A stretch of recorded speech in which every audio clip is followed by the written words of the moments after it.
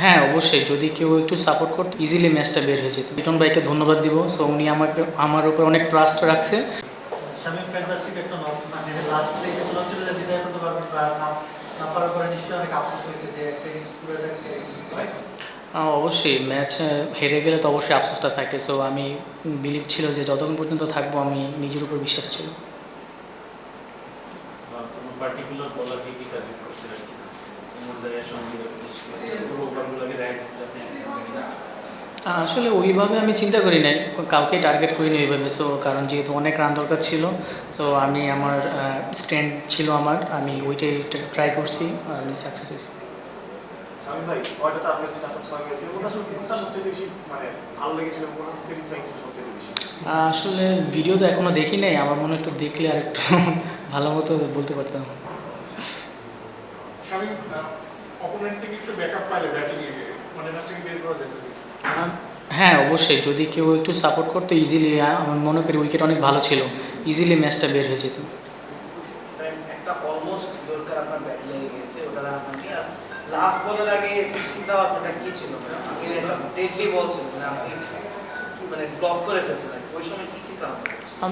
চিন্তা তো ছিল অবশ্যই বাউন্ডারি মারা, কারণ তখন ওই সময়টা বাউন্ডারি মারতে হবে, কারণ জিততে হলে চিন্তা একটাই যে বাউন্ডারি মারতে হবে, এটাই। বলটা দরকার আসার পর তখন কি মনে হয়েছিল খেলার পর? ভালো বল করে ফেলছে, এক্সট্রাঅর্ডিনারি বল করে ফেলছে, সো এটা আমার কিছু করার ছিল না।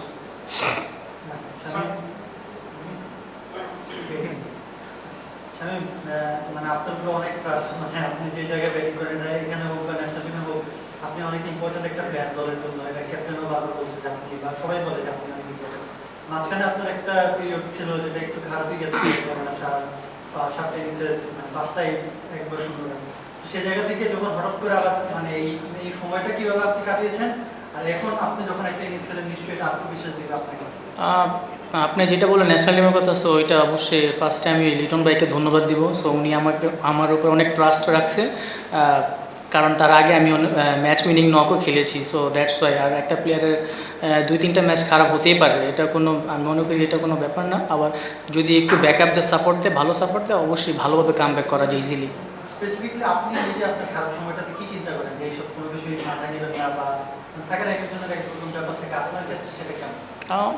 অবশ্যই আমি ওরকম চিন্তা করি না। আমি আমার ফোকাসে ছিলাম, আমি প্র্যাকটিস করছি, আমি আমার মতো করেছিলাম, যেটা দরকার ছিল আমার ওইটাই আমি করছি। দুটা ম্যাচে ছিলেন না ন্যাশনাল টিমে, লাস্ট ম্যাচ জিতলেন, সামনে ওয়ার্ল্ড কাপের স্কোয়াড। আজকে ইনিংসটা কি আপনার কাছে মানে কি মনে হচ্ছে একটুখানি এগিয়ে দিল বাকিদের থেকে, মানে ওয়ার্ল্ড কাপের 15-এ থাকার জন্য? অবশ্যই ওইটা নিয়ে এখনও চিন্তা করি না। সো কারণ আমি এখন যেটা একটা ভালো টুর্নামেন্ট খেলতেছি, সো আমার ফোকাস এইখানে। আমি চাই যে এখানে ভালো করে আমার ওয়ার্ল্ড কাপের জন্য যদি আমি চান্স পাই, ভালো একটা প্রিপারেশন হবে আমার জন্য। শামীম ভাই আপনি তো মানে আপনাদের নাম নিয়ে দেখেছি আপনি ব্যাটিং অলরাউন্ডার ছিলেন আসলে, এখন কি বোলিংটা মাঝে মধ্যে মিস করেন?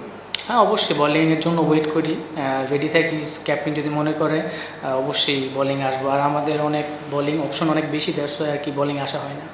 Thank you. থ্যাংক ইউ ভাই।